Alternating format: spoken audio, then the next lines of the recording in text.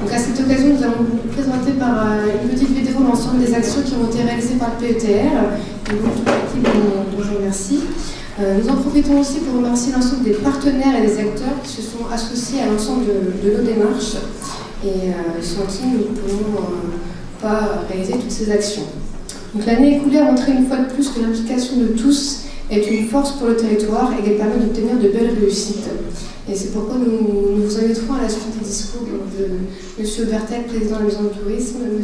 Barouf, président du Conseil de développement, M. Krabal et M. le sous-préfet, à poursuivre nos réflexions pour les années à venir et puis partager un buffet local issu des filières courtes. Merci Annie, bien directrice du MEXA.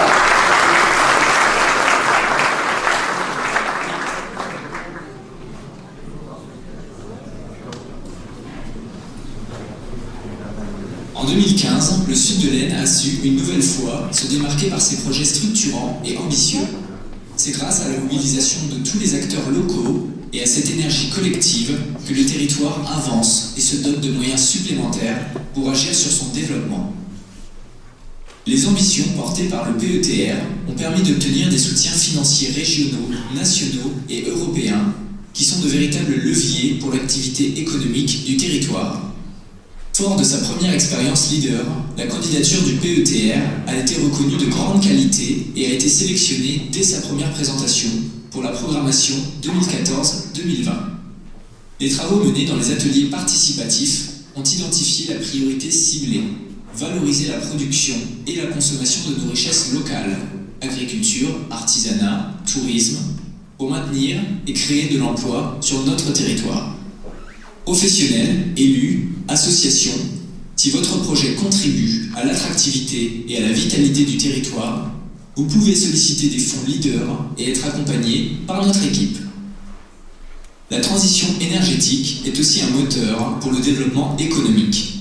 Le PETR est devenu un territoire à énergie positive pour la croissance verte. L'obtention de ce label national a permis d'obtenir 500 000 € pour les collectivités du Sud de l'Aisne. 13 projets ont été en partie financés. Une seconde enveloppe pourrait être sollicitée après la réalisation de ces actions. Il est donc urgent que tous les crédits soient consommés. Des moyens d'action ont aussi été étendus avec la région et l'ADEME par la signature du contrat d'objectif territorial énergie-climat. Ce dispositif permettra d'engager des projets structurants cofinancés à 70%, comme un guichet unique énergie-climat, ainsi que des études, mobilité, énergie renouvelable, vulnérabilité au changement climatique. Enfin, le PETR a signé avec la région le contrat territorial d'objectifs qui soutiendra les actions locales. 3 thématiques prioritaires ont été identifiées: activité économique, emploi, réussite éducative, urbanisme et habitat durable. Ces dispositifs sont des outils au service du territoire. Ils répondent à la nécessité de renforcer l'activité économique locale, mais aussi de maintenir un cadre de vie agréable et durable. Pour y parvenir, le PETR a approuvé son schéma de cohérence territoriale le 18 juin 2015. Il est rendu exécutoire depuis le 31 août 2015. Pour faciliter la mise en compatibilité avec le SCOT, le PETR accompagne les collectivités dans la réflexion sur leurs documents d'urbanisme. La préservation de la ressource en eau est aussi une préoccupation grandissante. Elle est renforcée par la réglementation qui prévoit la suppression de l'utilisation des produits phytosanitaires sur l'espace public au 1er janvier 2017. Une classe d'eau élue est prévue au printemps 2016. Ce sujet sera également d'actualité pour les habitants, puisque de nombreux ateliers de sensibilisation seront proposés pour les aider à changer leurs habitudes au quotidien. Le PETR poursuit cet objectif, puisque la Brigade Verte propose de nombreux services en matière de gestion des espaces naturels, d'entretien des espaces verts et d'aménagement hydraulique. Notre équipe se tient à la disposition des collectivités et associations pour toute demande d'intervention. N'hésitez pas à les contacter. La qualité de vie en milieu rural se mesure aussi par le soutien apporté aux personnes âgées et aux plus jeunes. Créée en janvier 2014, la MAIA a pour objectif principal de favoriser le maintien à domicile des personnes âgées en perte d'autonomie qui souffrent de la maladie d'Alzheimer ou de maladies apparentées. Son rôle est de renforcer l'articulation des professionnels des champs sanitaires, social et médico-social qui travaillent autour de la personne et de ses aidants. Des réunions de concertation ont été organisées entre les acteurs pour échanger et créer des outils communs. Ces nouveaux liens ont pour but de décloisonner les différents secteurs, de proposer des axes d'amélioration qui optimiseront les pratiques existantes et faciliteront le parcours de la personne. Un autre mécanisme de la MAIA est la gestion de cas complexes. Débutée en janvier 2015, elle permet aujourd'hui à 50 usagers, dont le maintien à domicile s'avère extrêmement compliqué, de bénéficier d'un accompagnement au long cours. En cohérence avec les orientations du schéma départemental de l'autonomie, le CLIC du Sud de l'Aisne accueille, écoute et accompagne les personnes âgées et leur entourage. En 2015, l'équipe a répondu à près de 650 demandes qui ont conduit le service à mener plus de 2500 entretiens.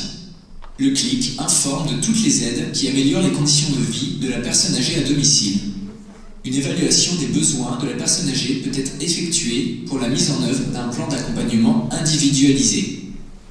Les élus locaux sont des acteurs de terrain privilégiés et attentifs. Nous les invitons à contacter le CLIC pour toutes les situations qu'ils jugent nécessaires. Depuis le 20 avril 2015, le CLIC et la MAIA sont installés dans les anciens locaux de la DDT aux 4 avenue Pierre et Marie Curie à Château-Thierry. Plus accessibles, ces locaux permettent de répondre aux besoins des personnes âgées et de leur entourage. Les locaux accueillent également la Maison départementale des personnes handicapées, qui a accompagné 126 personnes. Les jeunes générations ne sont pas oubliées, puisque de nombreux accueils de qualité sont présents sur le territoire. Grâce au soutien de la CAF et de la MSA, les activités extrascolaires, périscolaires et les séjours offrent des contenus pédagogiques riches qui répondent aux besoins des familles. Les nouvelles activités périscolaires ont conduit à renforcer les formations BAFA-BAFD existantes et à rapprocher l'ensemble des acteurs éducatifs engagés dans ce dispositif. En plus des services à la population mis en œuvre, les habitants du Sud de l'Aisne bénéficient d'un cadre de vie agréable grâce à la richesse et à la diversité de son patrimoine. La dynamique engagée autour de la dénomination touristique Les Portes de la Champagne et de l'obtention du label Vignoble et Découverte s'intensifie avec l'installation de la Maison du Tourisme dans les locaux de la Maison de l'Amitié France-Amérique à Château-Thierry. Plus accessible et plus attractif, cet espace d'accueil est une véritable vitrine du territoire et profitera à l'ensemble des acteurs de la destination. La création d'une destination touristique de qualité ne se décrète pas. Elle est le fruit d'un travail de fond et nécessite l'implication de tous.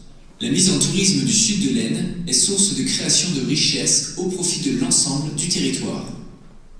Cette richesse suscite aussi un intérêt éducatif, puisque 750 élèves ont participé aux classes et ateliers du patrimoine. Les initiations aux activités artistiques comme l'aquarelle, la peinture ou la mosaïque, ainsi que les visites culturelles comme des châteaux ou les musées, contribuent à la découverte du territoire. La culture s'étend sur le champ artistique grâce au festival Musique en Aumois.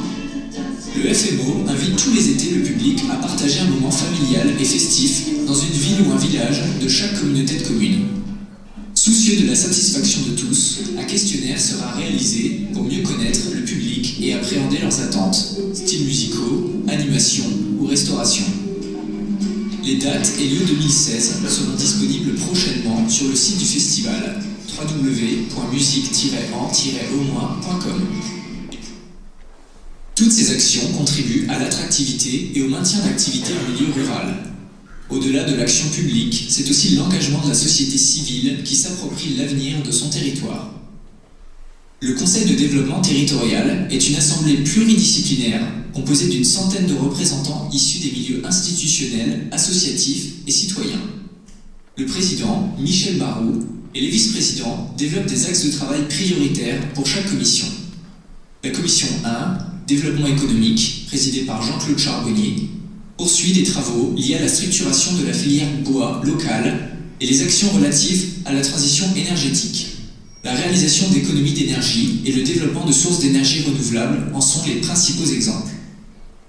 La commission 2, Qualité de vie et cohésion sociale et territoriale, présidée par Benoît Point, souhaite développer les filières courtes, mener une réflexion sur les nouvelles formes d'habitat, dont l'habitat participatif, et faciliter le développement d'une économie circulaire. La commission 3, Notoriété et rayonnement territorial, coopération, présidée par Philippe Nguyen, a pour priorité le développement d'infrastructures touristiques pertinentes, l'art de vivre et la mise en place d'outils de financement complémentaires pour les porteurs de projets.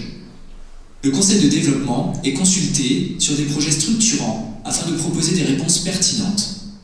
L'ambition est de contribuer aux côtés des politiques publiques au développement et à l'avenir du territoire. Depuis la création du CITSA, les cantons et les communautés de communes du sud de l'Aisne ont été regroupés sur le périmètre de l'arrondissement. Au-delà des franges, ce territoire est toujours apparu pertinent dans l'expression d'un bassin de vie cohérent. Aujourd'hui, pour se faire entendre au sein de la grande région Nord-Pas-de-Calais-Picardie, il est nécessaire de se regrouper sur le périmètre de l'arrondissement. C'est ainsi que nous pourrons mieux faire la promotion de notre sud de l'Aisne, tout en s'ouvrant sur la région rémoise et sur l'Île-de-France.